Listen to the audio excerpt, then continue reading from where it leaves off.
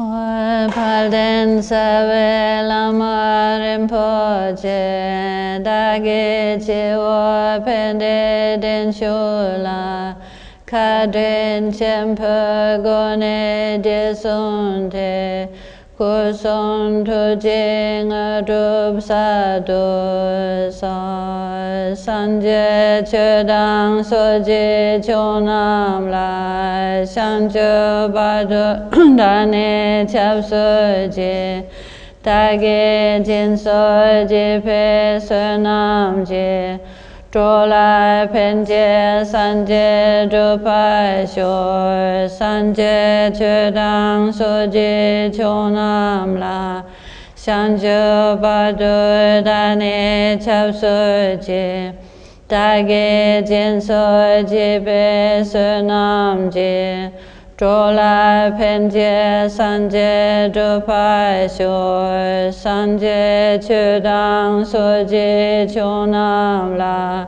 Shanju Badu Dane Chap Soji Dage Jin Soji Pe Sunam Ji Drola Penje Sanje Drupa Shor Semchen Tamje Deva Dang Deve Judang Den Pa Jujik Dunga Dang Dunga Ji Judang Dralwa Jujik Dungal Me Pe Deva Dampa Dang Mindralwa Jujik Nyering Chadan Dan Dralwe Tonyom Chempola Nepa Jujik Semchen Tamje Deva Dang Deve Judan Den Par Jujik Dunga Dang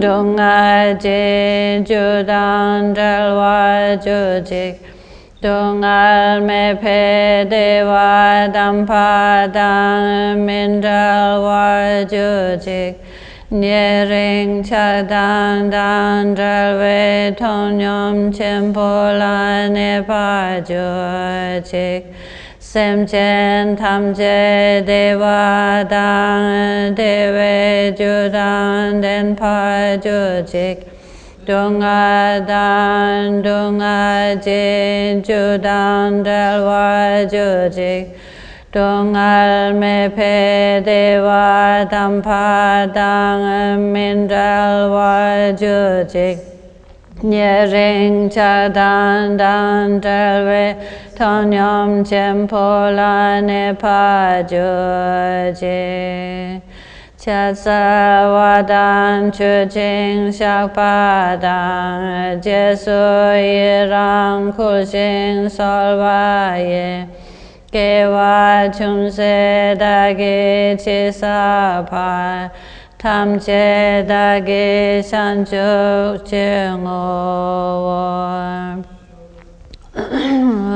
Daso Semchen Tamche Lo Chusu Drowa Shinji Labtu So Chulamdu Drowa Shinji Labtu So Lam Tulpa Selwa Shinji Labtu So Tulpa Yeshe Sucharwa Shinji Labtu So Lo Chusu Drowa Shinji Labtu So Chulam Du Drowa Shinji Labtu So Lam Tulpa Selwa Shinji Labtu So Tulpa Yeshe Sucharwa Shinji Labtu So Lo Chusu Drowa Shinji Labtu So Chulam Du Drowa Shinji Labtu So Lam Tulpa Selwa Shinji Labtu So Tulpa Yeshe Sucharwa Shinji Labtu So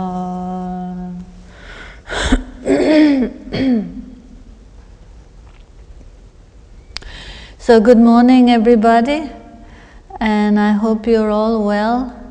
You've had a nice week. It's really good to see you again. I see many familiar faces here. from all different parts. So wonderful that you are here. We're here together to study, good to see you all. And that we're here to study Gampopa's 4 Dharmas. I'll put you down and we can carry on. So we are still really in the first Dharma of Gampopa. So grant your blessing so that my mind may turn towards the Dharma. That's where we are. We have to ask ourselves, has my mind truly turned to the Dharma? We have to investigate, and we have to see, what are my priorities? What are my priorities? What do I want to make of my life? What is most important to me? What is a key focus for me? So has my mind truly turned towards the Dharma? Have I truly assimilated the 9-point meditation on death and impermanence? Am I really aware deep down in my mind, like in my bones? Am I aware that my life could end tomorrow, could end next week, next year? Do I have that sense of awareness? And because what that means, when we have that awareness, we really want to make the most of the time we have left. We can see that very clearly with people who know, who have been told by their doctors that they have 3 months left. Every breath they take, every day they live, every sunset, every sunrise, they completely take it in because they know they haven't got much time left. So this is how we should approach this. Grant your blessings that my mind may turn towards the Dharma. Turning your mind towards the Dharma. So we're looking at, what does it mean to turn your mind towards the Dharma? And of course what Gampopa is explaining is the 4 thoughts, which are called the 4 thoughts that turn the mind towards the Dharma, right? One explanation or one title. The 4 thoughts are called many names, like dear children have many names, so they're called the 4 ordinary foundations, part of the Ngundro. But really, I think the 4 thoughts that turn the mind towards the Dharma is the most descriptive explanation or title. So this is what Gampopa has been focusing on, in that I read to you last time from a translation of his collection of works, where he says that in order for our mind to turn towards the Dharma, we need to really, I'll remind you what he said, we need to recognize impermanence. We have to meditate repeatedly on impermanence, and to make us aware that when you part all alone for who knows where, you will leave behind your wealth, your possessions, your relatives, and all that you're connected with, and nothing but the Dharma can help you at that time. Because the Dharma is about taming our mind. The Dharma is about changing our mind, developing mental stability, mental strength, mental awareness, clarity, understanding, wisdom even. That can help us at the time of death. Our mind state is the only thing we have to rely on at the time of death, and our merit. And then so Gampopa goes on to, there's much more, he talks much more about the first Dharma than he does about the following. So he then goes on to say that we are, our mind, our self-aware wisdom, means the mind, is accompanied solely, only by virtuous and negative deeds at that time. So he goes on to talk about karma, cause and effect, another one of the 4 thoughts. The 4 thoughts that turn the mind to the Dharma. So precious human birth, how incredibly fortunate we are to have met the Dharma, to have the opportunities to practice, and then impermanence, Death and impermanence, recognizing that we don't know how long these opportunities and potential will last. And then how do we then make use of it is through recognizing what is positive and what is negative. Karma, cause and effect. Seeing that results and consequences happen when causes and conditions come together. And that we need to try and make positive causes and conditions come together to create positive results. We need to plant positive seeds. We need to create good, positive karma. So he goes on to talk about this, and he says, now I'll read from his little short commentary. It says, "It is impossible to experience the results of deeds that were not performed. And it is impossible for those that were to simply dissipate." So he's telling us, when causes and consequences come together, they will create a result according to what the causes, they were. And if there are no causes and conditions, sorry, I said causes and conditions, if there are no causes and conditions, then there will be no result. He says, "If through non-virtuous deeds you were born in the 3 lower realms of misery, just how much will you suffer? And yet the most intense suffering is that experienced by gods and humans." And he says this is because humans suffer from birth, aging, sickness and death, pursuing what they do not have, protecting what they do have, encountering despised foes, and parting from loved ones. So this is the human realm he's describing: birth, old age, sickness and death. That saying there's a lot of suffering due to this, and due to our mistakenly pursuing things that do not really give us freedom or freedom from suffering, do not really provide any happiness, such as protecting what we have, chasing after what we don't have, getting what we don't want is also a form of suffering, losing what we have, even though we're protecting it. All of this due to impermanence. Nothing lasts forever. Whatever we do manage to get, eventually we lose it, or eventually it falls apart. So, encountering despised enemies. So we have those we love, the close ones. We have those we are separate. We feel aversion towards, perceived as enemies. So we are encountering enemies who we see as harming us, and we are separated from loved ones. So all of this is a description of the human realm. And then he says, gods suffer death and transition, which is 16 times more intense than the hell of ultimate torment. So even if we're born in the God realm and the human realm, he says there's still intense suffering. Then he goes on to say, as long as you have not reached a sufficient level of weariness with the thought that wherever you are born among the 6 classes of beings, there will be nothing but suffering. And until then, the mind will not have turned to the Dharma. He says the Dharma will not become Dharma. So we can see very clearly from Gampopa's commentary here that he's talking about the four thoughts.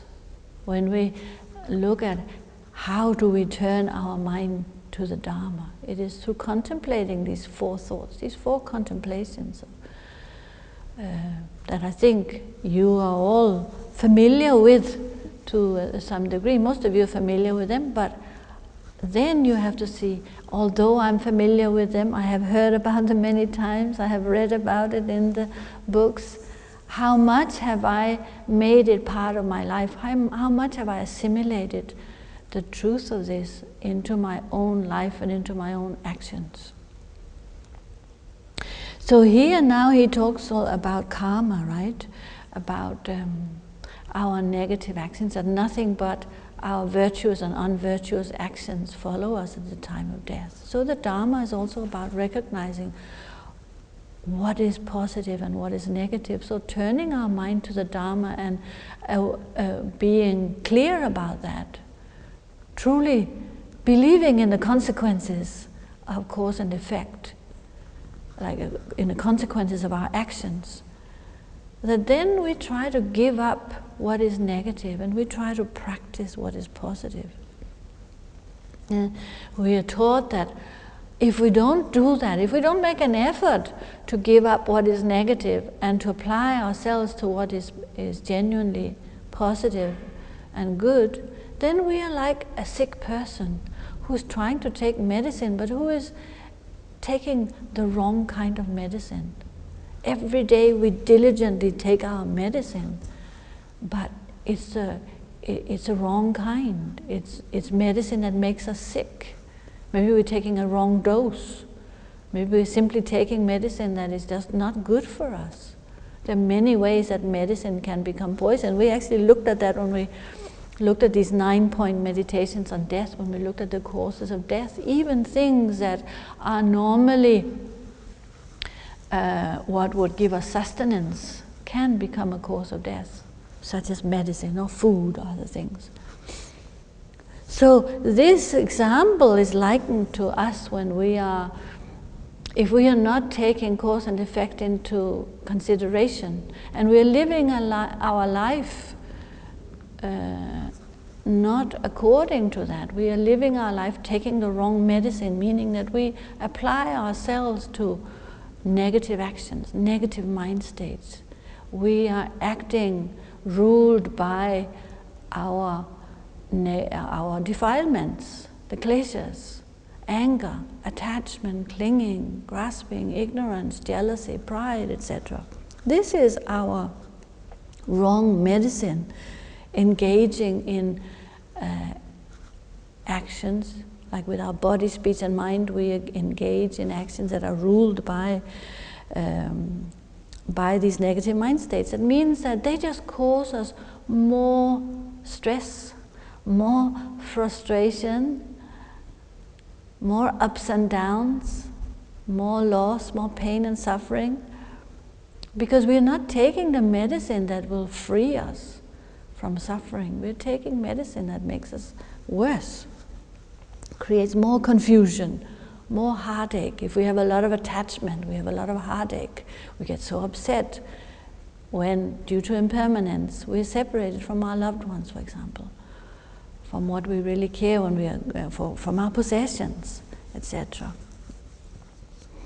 So we don't get better if we don't understand this importance of positive and negative mind states, positive, negative actions and consequences of body, speech and mind. So we need to plant positive seeds. Karma is sometimes explained like it's like a mango. Somebody eats a mango and they throw the stone, this big seed away that's in the middle. They throw it away, and then maybe 5 years later, I don't know how long it takes to grow a mango tree to full maturity, but some years later a mango tree will grow and it will have many mangoes.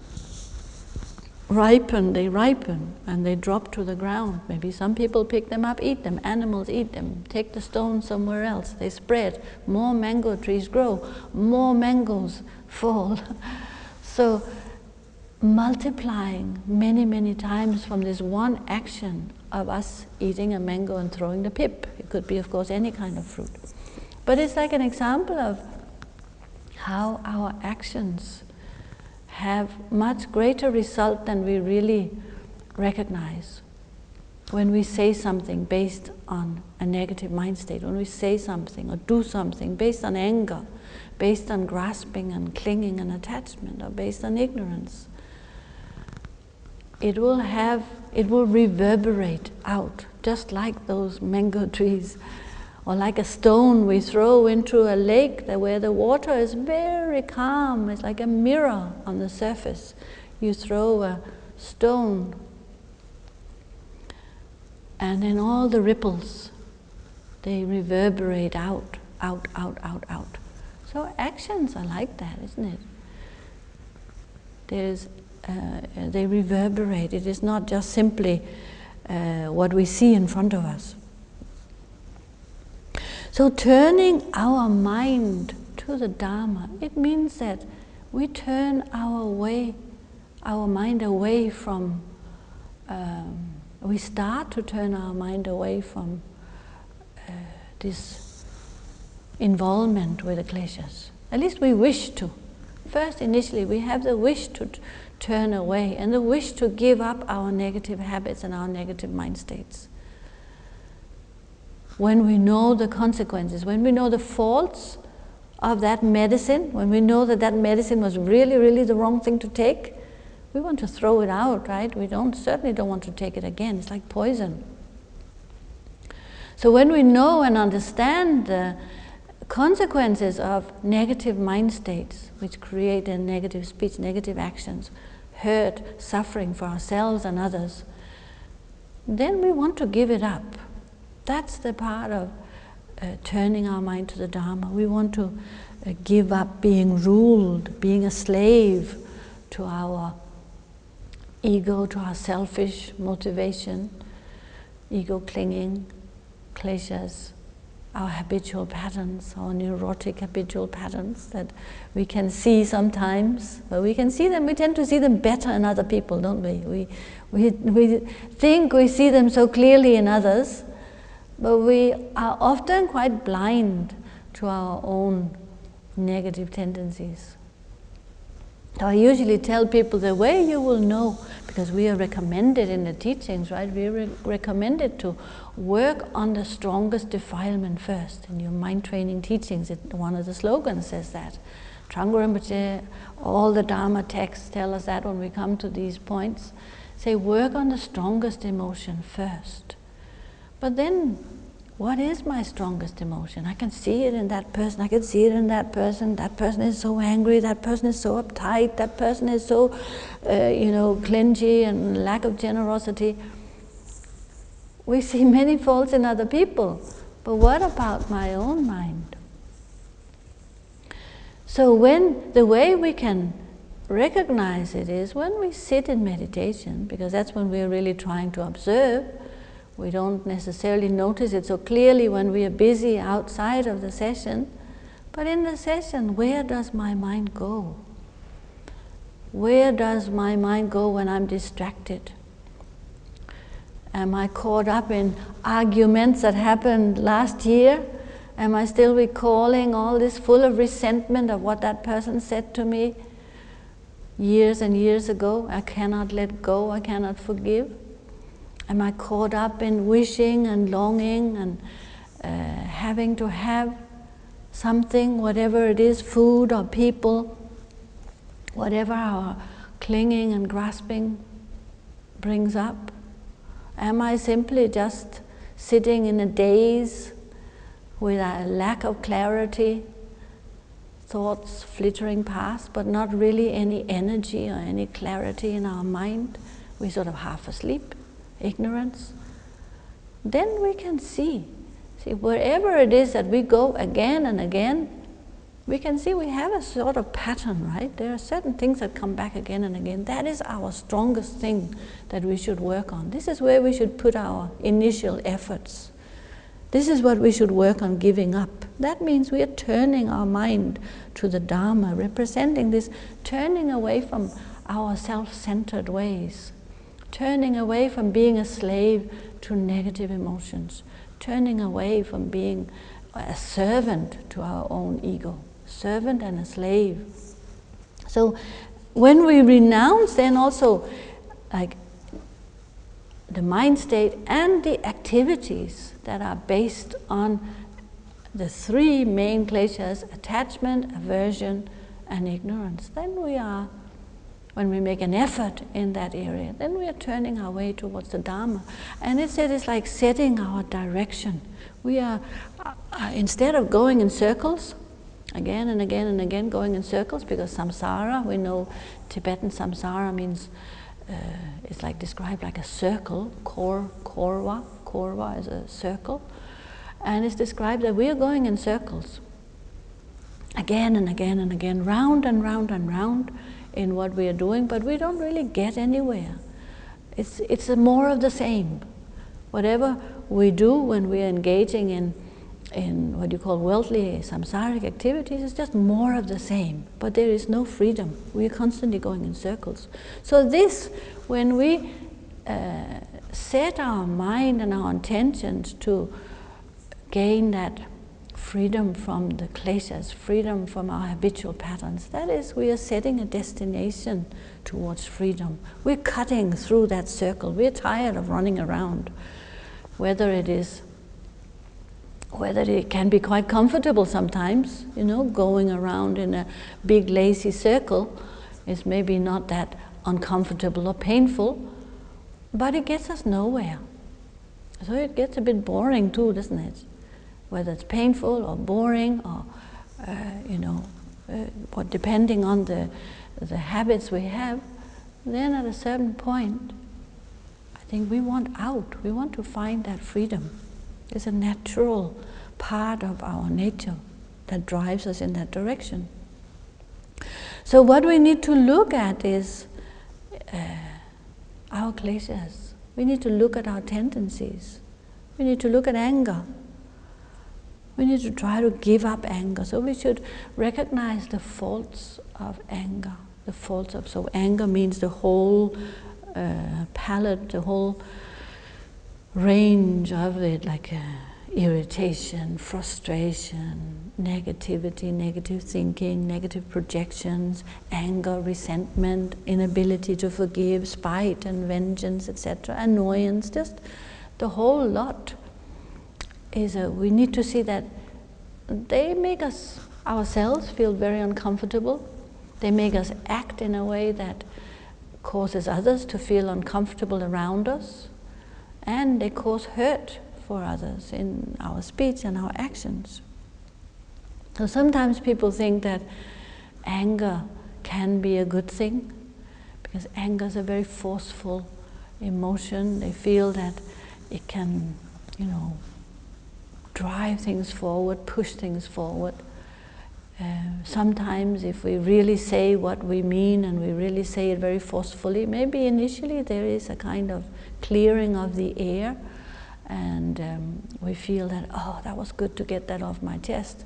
But then after a while we find that it didn't really solve any problems, only it made things worse, because we hurt that person we were shouting at, and now that they have become hurt, then we have other things, other problems to deal with, and nothing was resolved.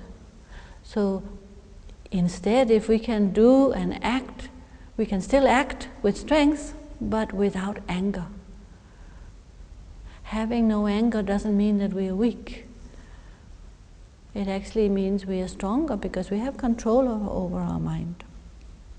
So generally, the consequences of anger is always pain and suffering and more problems and more anger coming back at us. Like we see around in the world, when people are fighting, everywhere there is fighting, it just goes backwards and forwards between families, between countries, and relationships. So the consequences are really very negative. We need to recognize that how harmful anger is, that it is like this bad medicine that we've been eating, trying to find freedom from suffering, trying to be happy, but we still allow ourselves to get carried away by our own negativity and our own negative emotions. So we know that when we are angry, we can't sleep, we can't eat, we can't digest our food, we can't rest, We become obsessed, we become very bad-tempered, we can't think about anything else, which means that we can't really do what we have to do, we can't engage with the things that need our attention. And they ruin our relationships, they ruin our friendships, we lose trust from other people. So there's so much harm in a very easy way to see. We lose our reason and our common sense. We become very, very one-sided, very partial when we are ruled by our emotions. We don't see the full picture, a clear picture. It's like our vision becomes cloudy, especially with anger. It said it's like a fire that has a lot of smoke. And when that smoke spreads, we can't see anything, right? In a big fire, the firemen, they can't find where to go, they can't see where to go. So like that, when we are angry, we can't really see clearly the picture. We lose our perspective. So it creates a lot of obstacles for ourselves and for others, and it creates obstacles on our spiritual path. We're creating negative karma. What Gampopa is saying, this is what will follow us at a time of death, our negative karma and our negative tendencies. It's very, very imperative that we deal with it, we work with it. As part of this turning our mind to the Dharma, we need to change our ways. We need to definitely be able to, and work on to be able to see that I have changed through my Dharma practice.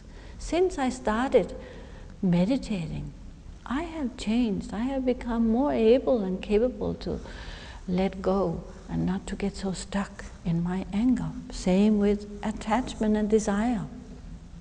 So we should observe that. Observe our own grasping and see what it does to our relationships and our mind states and our relationships with others, and how it creates so much unease in the mind. It is a state of constant dissatisfaction, desire, unfulfilled desire. We are in the desire realm. The human realm is a desire realm where we are never really satisfied with what we have. Such a strange situation, isn't it? When we have so much and we still have to have more, and nothing is good enough. So that craving, underlying craving, is a cause of suffering, and it is a cause of a negative karma. It is a cause of negative rebirth. It is it's a negative tendency that will follow us into the next birth. So it creates big obstacles to all the negative emotions, to our this ability to settle our mind in in Shine, when we meditate, shamatha, samadhi. If we're trying to develop a stable mind, mental stability, the minute we have negative emotions, the minute they arise when we're sitting on our cushion, then our meditative stability is gone. We can't have both together at the same time. When we are overwhelmed by thoughts of craving and attachment and longing and loneliness and wishing that things were different than they are, having to have something, feeling incomplete, feeling poor, it's like a poverty mentality, then Shine has gone. Our mental stability is totally lost. It is the end of the track of our meditation. There is no meditation at that point. It is total distraction. So it's a big obstacle to our meditation. It's a big obstacle to our mental stability. And when we have no mental stability, our actions will be unstable and will create more negativity, more negative karma. So we should try not to, our lives should not be oriented around constant sensual gratification, which is what society generally is about. shopping and buying and getting things and getting the new thing. So that is again like taking the wrong medicine. We can enjoy things, of course. We should enjoy things when we have them, when they come our way. We should be happy that things are well for us in a material sense. But when our lives are ruled by desire and craving, then we're in trouble. So instead, we should develop contentment. We should practice generosity, giving. In terms of anger, we should practice patience and clarity of mind. Mindfulness, for all of them, is we should increase our mindfulness, increase our awareness, and practice patience and practice generosity, giving, sharing whatever we have, and not just holding on. So all of that is part of practice. When I say practice, it means all these things. It means how we apply our body, speech, and mind. So practice is both your formal meditation session on the cushion, but practice is also when we apply our actions in, say, in generosity, when we are trying to help others, or when we are trying to say things to soothe others if they are in distress. So generosity means you're giving. You can give protection, you can give Dharma, you can give material things. That is all part of generosity. So using your body, speech, and mind in a positive, virtuous, good way for the benefit of both yourself and others, this is called practice. And that's what those are the remedies for our negative mind state. So we should positively encourage all of these good mind states as a way to dissolve and to change the negativity of mind. So then also observe about ignorance. The root is called the root of the kleshas. How much is my mind ruled by ignorance? I mean, surely we all are under the power of ignorance. This means we have a strong belief in a self, clinging to a self, we're clinging to duality, grasping a duality, strong belief in duality, where we cannot really find any self or other, where we cannot find any true, solid, existing self. So, the five skandhas give us this sense of solidity, form, feeling, perception, mental formation, and consciousness, like the way we experience the world through the five skandhas. We get that sense of solidity, but so we need to develop clarity. Meditation really is the remedy. Meditation is a direct remedy where we develop a clear mind and an ability to see through the illusion of a self and duality. But so the main characteristic is this lack of clarity, like laziness, lots of daydreams, endless distractions, a sort of blindness where we don't see our own tendencies. And also a kind of indifference and laziness. We can be indifferent to many things. We are not really too bothered one way or the other. We are not suffering too badly. We are not too caught by anything other than this sort of quite cozy indifference and laziness, so lack of alertness. We need to develop alertness, to become awake, to develop clarity in meditation. And we need to, in all of these, we need to be diligent, right? I think Trungpa Rinpoche in his commentary on these four dharmas, for the first dharma of turning our mind to the Dharma, he talks about laziness. So he says how important it is that we give up laziness and we practice with diligence, meaning joyful effort, not a hard slog of diligence, but a joyfulness in having found something that is truly delightful and beneficial. So he says we should give up the laziness of indifference, we should give up the laziness of despondency, or thinking we can't do something. We should give up the laziness of putting things off. And we should give up the laziness where we are busy with things that are very meaningless. It's where we're telling ourselves that we are actually super busy. We are not lazy at all because we are super busy with so many things. But when we look at what it is we're busy with, they are quite meaningless and there's no benefit in them. So it's a way of distracting ourselves from what truly matters. Or perhaps we are just attached to those kind of activities. So Tranquility says we should look at laziness and we should look at diligence and apply ourselves with joyful effort to the things that really give us, that will really help us, that will really benefit us. So it's like taking the right medicine. So we should apply ourselves diligently to overcoming the negative emotions. And we should apply ourselves diligently to helping others, to benefiting beings. And we should apply ourselves diligently to virtuous action, accumulating merit, so such as generosity, kindness, caring, patience, right conduct, all the different aspects that we know are good and wholesome, ethics, wholesome ethics. We should really try and apply ourselves to the best of our ability. And then, of course, the final thing in terms of turning our mind to the Dharma means taking refuge.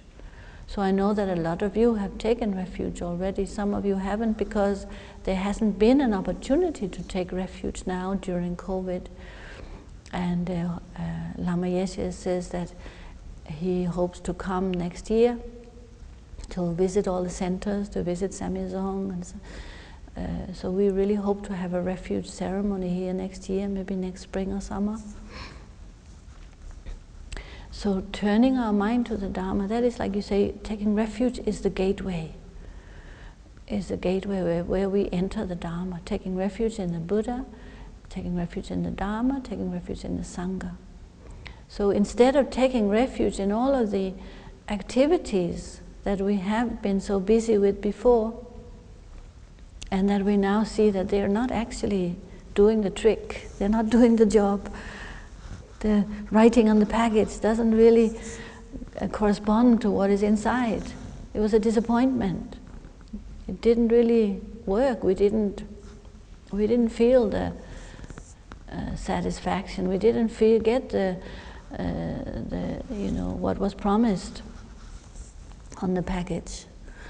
So taking refuge means we recognize that we need a teacher, so we take refuge in the Buddha as a teacher, we take refuge in the Dharma, the teachings, as the path.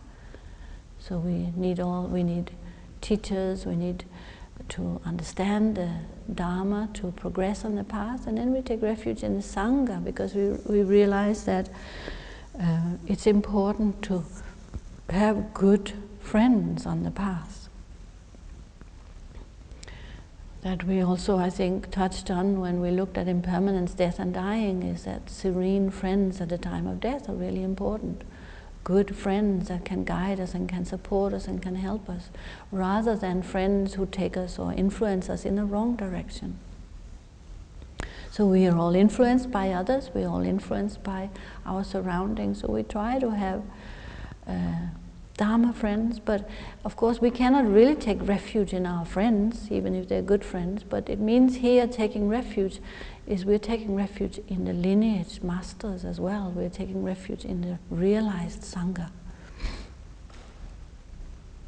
So the refuge has many different levels when we take refuge, but the three jewels is the Buddha, Dharma, Sangha, and then also ultimately we know that we can only take refuge in our own mind, because everything else is impermanent.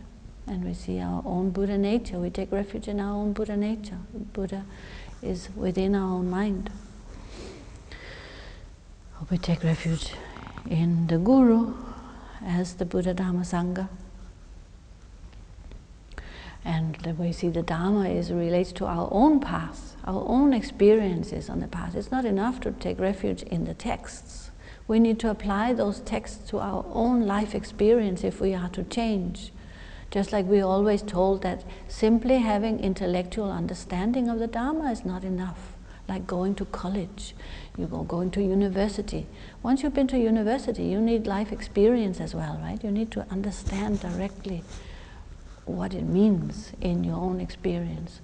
So with the Dharma, we need to study the Dharma, but we need to integrate it and apply it and assimilate it in our own life and in our own, in our mind, in our own experiences, in our own actions, in our speech, our own understanding. But it's about changing our mind. So this is, so to conclude the then this first point, excuse me, like grant your blessings that my mind may turn to the Dharma. Then we should ask ourselves, how deeply has my mind turned to the Dharma? How big a priority is the Dharma in my own life?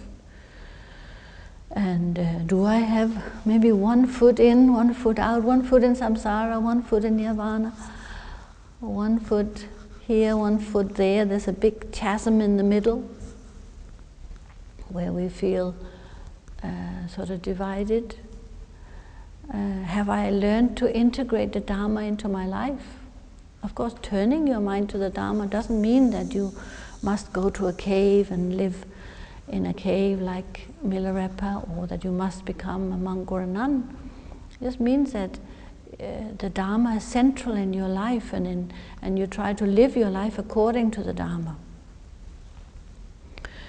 So it means that you try to live your life in a meaningful way, in a beneficial way, and according to impermanence, according to the laws of karma, and recognizing what causes suffering and what causes happiness. So recognizing that I must apply myself to positive actions. I must work on giving up my negative mindsets. I must work on giving up my anger, my clinging and grasping, and my ignorance, and being a slave to my own ego clinging. So we need to observe how well have I done in those areas, and where should I put in more effort. That is really turning your mind to the Dharma. If we don't analyze like this and we just sort of plod along, we will have less benefit. We will have less direct change in our own life. So it helps, and it's definitely the way to practice is you have to recognize your own tendencies and to know your own self, to know your own tendencies, to know your own kleshas. So to know what are your faults and what are your potentials. I mean, we all have potentials, but really first we have to recognize those faults, and then to apply ourselves with diligence to change them, to tame my mind. So turn your mind to Dharma, meaning you apply yourself in developing positive mindsets, positive actions, positive activities, positive motivation, positive speech, positive meaning helpful and beneficial, and the cause, which is a cause of happiness. So that's like setting ourselves in the right direction in terms of turning our mind to the Dharma. That is setting ourselves to a point where that circle that we have been spinning in, we're breaking that circle. We don't just sort of go around and round and round with nothing really to show for it. So I think we'll leave it there today. And the next time we start the second point, grant your blessings that my mind may, how is it said in the translation? Grant your blessings so that Dharma may progress along the path.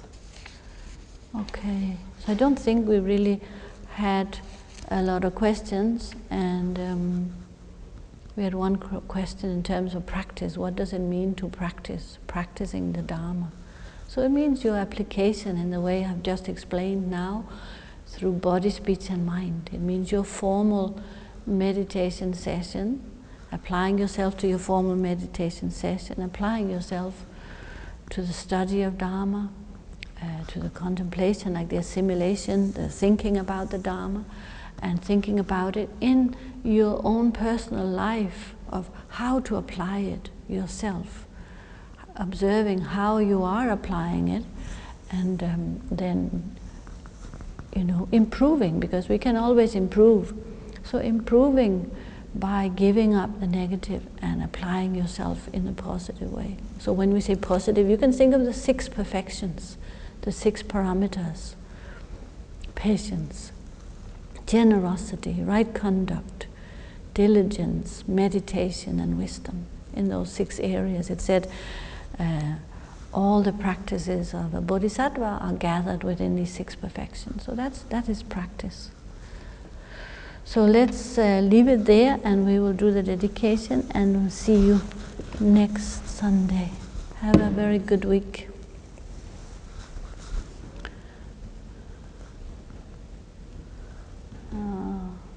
Let's see.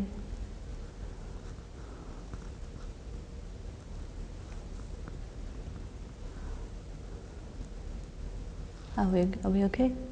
Okay. Sanam de tham che se pa ne top ne nye pe danam pam che ne che ka na je ba la tu pa ye se pe so le do wa dol wa sho Shamjo semjo rinpoche ma je panam je jo jik che pa nyam pa me pa dang kone kondo pelwa sho ke wa de yen yo do da cha cha chen po drup jo ne Jowa che cham alu pa de ye sala goodbye. See you next week. Have a good week.